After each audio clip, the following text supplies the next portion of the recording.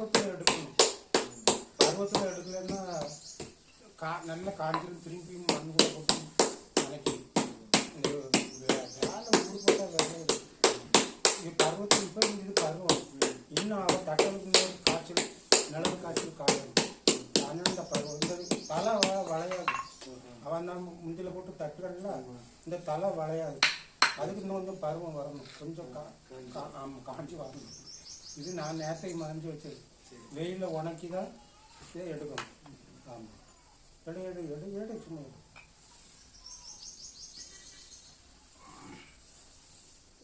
இது தங்கத்தை மாதிரி, தங்கத்தை விட மேல் பார்வை பார்க்கணும். இந்த காவி அடிக்கிற செம்மண் சொன்னதில்ல, அந்த செம்மண்ணெல்லாம் மைனஸாக நமக்கு எதிர்க்கணும். அதில் உப்பு தண்ணி படக்கூடாது. உப்பு தண்ணி போட்டோம்னா அவ்வளோதான். ஆமாம், திறஞ்சிடும். தண்ணி வேற செம்மண் வேற திறஞ்சிடும். அப்போ அதை தூக்கி தூள் விட்டுருணும். 400 ரூபா கொடுத்து வாங்கி நம்ம மூத்த தண்ணியோ உப்பு தண்ணியோ புளியோ ஏதாவது அந்த தண்ணி பார்த்தீங்கன்னா போச்சு. 4 பக்கம் பிரிஞ்சிடும்.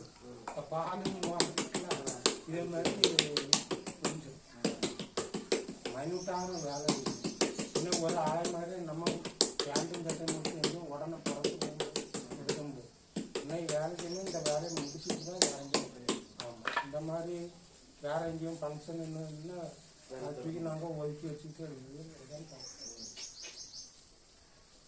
இந்த மாதிரி பானைகள்லாம் தட்டது கஷ்டம். இப்போ யாரும் தட்ட மாட்டாங்க.